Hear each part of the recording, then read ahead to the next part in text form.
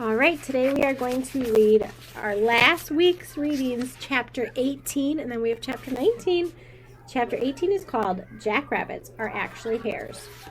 On presentation day, Scared was definitely running ahead of Excited. Some of the other kids looked nervous too, though. Maybe it wasn't just me. Maybe standing in front of everyone and sharing important information about yourself was just plain hard. Last night when I decided to ask Dad to bring Lappy, I'd only told him what time to come to surprise my class. But when he came into my classroom carrying the pet carrier, I got a surprise too. Owen stepped into my classroom with him. Miss Hutton's eyebrows went up when she saw them. Her eyes widened to see the pet carrier. "Welcome," Miss Hutton said. "You must be Emma's family. Such a nice surprise." "I thought you cleared this with her," Dad said quietly to me. "I told her you were bringing my reveal, but not what the reveal was," I whispered. Then I turned to Owen. "Why aren't you at school?" He grinned. "I had study hall and then lunch, so I asked Dad to pick me up. I know you've had a rough week, and I remember how hard my first week was. I wanted to cheer you on." Excited grabbed the back of Scared's shirt and yanked her backward. Miss Hutton smiled at me. "This looks like a fun ending to our program, so we'll let you go last, Emma." Last would be perfect, but as the other kids stood up and we guessed their lies and saw the reveals, I started to wish I could just do mine and get it over with. I did find out some interesting things, though. Matt liked hiking, just like Miss Hutton and me. Solange had twin brothers. Sarah collected sea glass. Bryn also had a pet rabbit. I couldn't wait to talk to her about it. And some of the lies were funny. Matt said his dad was a secret agent. Jaden told us he had won a beauty pageant as a baby. Michaela said she had a cousin who was also a movie star.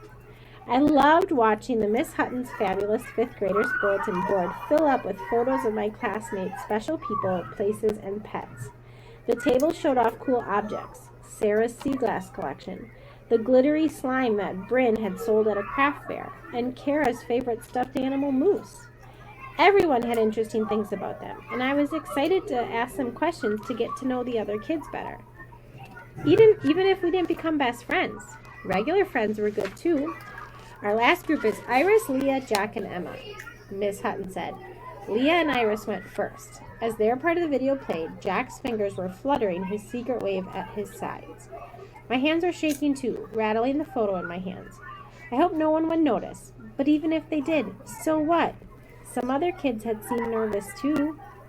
When it was my turn to introduce Jack, it was weird to see myself on the classroom TV standing in my bedroom in front of a bookshelf. I wondered if Jack would notice that I had reshot the video last night and it wasn't the one he'd filmed. Let me introduce you to Jack. His nickname is Jack Rabbit. Though, as Jack will tell you, jackrabbits are not actually rabbits. They're hares. "Capable of speeds up to 40 miles an hour, Jack said under his breath next to me. "Before coming to school here, I was homeschooled, and Jack has been a real friend to me. Here are some statements about him, but only 2 of them are true. See if you can guess the lie. Jack collects raffle tickets even though he has never won a raffle.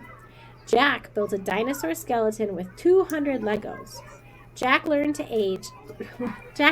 read at the age of 3. Most kids guessed the raffle statement was the lie. "Wrong," Jack said. "The dinosaur skeleton had 730 Legos. I brought a photo to show you because the real model could break." "Wow," I heard the kids gasp as he showed the photo. "That's amazing." Even Owen leaned forward to look, impressed. After everyone had admired Jack's photo and seen his book and tickets, Miss Hutton took the photo to put on the bulletin board. "Jack, is there anything else you'd like us to know about you?" "No," he said matter-of-factly. I raised my hand. "Could I give something to Jack?" Miss Hutton nodded. "Of course, Emma." I reached into my pocket and pulled out a rock. "It's not a raffle, but you win this, Jack. I want you to have it." He turned it over in his hand. "Rabbit magic," he said, reading the words. "My pip here used to say that all rabbits have magic, and you have jackrabbit magic of your own," I said. "Thanks for being my friend." Jack smiled, handing me one of his tickets. "You give up the ticket when you win." I smiled back and put the raffle ticket in my pocket. "Thank you, Emma," Miss Hutton said. "Jack, now it's your turn to tell us about Emma." Jack started the video. "Let me introduce you to my friend Emma. Emma likes to go kayaking. Emma once climbed Mount Katahdin. Emma has a pet parakeet. The kids guessed correctly that the parakeet was the lie. It was pretty easy since Jack had hesitated as he said it, but I didn't care. You're right, I said, but actually none of them are the whole truth. Miss Hutton looked up from the notes she was taking. I wanted to get a good grade on this, and these photos would be on the bulletin board for a while, but I also wanted to take a chance and be my whole self, even if the other kids didn't understand or if I got a bad grade. My brother Owen took a photo of me kayaking, but that's not the photo I brought for the bulletin board. I do like kayaking, but I've always liked it best with Owen. We don't go as often as we used to because he's in high school and busy now. But even though I miss him, I'm really proud of him, and it's extra special when I get to spend time with him. As I turned the photo around, I looked slowly at Owen to see if he was embarrassed. When I chose the photo of him, I didn't know he'd be there to see it. Owen just smiled at me. I saw nods from some of the other kids too, like they understood. I felt lighter, almost dizzy with relief. I had said the truth and it had been okay. Better than okay. I felt understood. The second truth is that I did climb Mount Katahdin, and this rock is from the trail. I held up the rock and turned it over to show the words. My brother had written, "Keep going" on it, because I wanted to quit part of the way up. But you don't ever get past the hard parts if you quit. I couldn't quit here either, and the hardest one was last. You're right that I don't have a pet parakeet, I said. We do have 2 dogs, and for a while we've had a pet rabbit.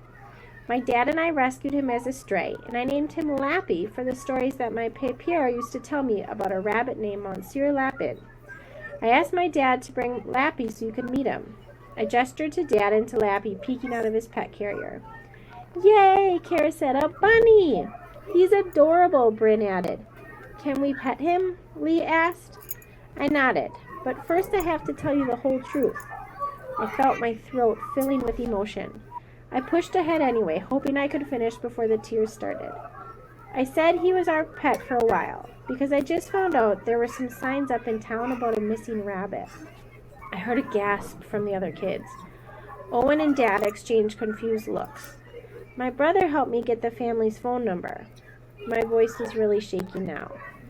I need to call them. If Lappy belongs to them, I have to give him back. Beside me, Jack reached into his pocket and took out his phone. Thanks, I whispered to him, but I didn't need now. It's just for emergencies, he said, still holding it out to me. It did feel like an emergency, even if it wasn't the 911 kind. I looked at Miss Hutton.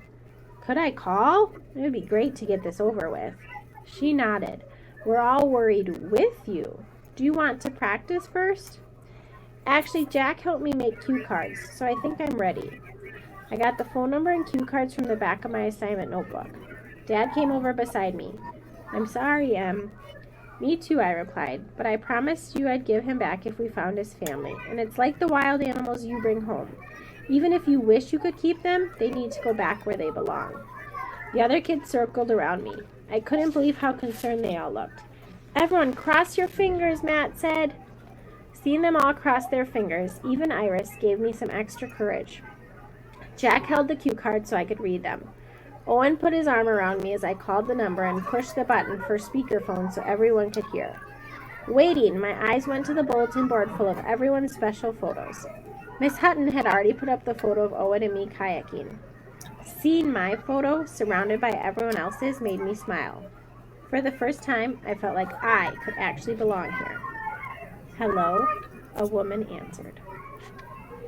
We have just 1 chapter left in our book reading journey. I'll see you for the last one.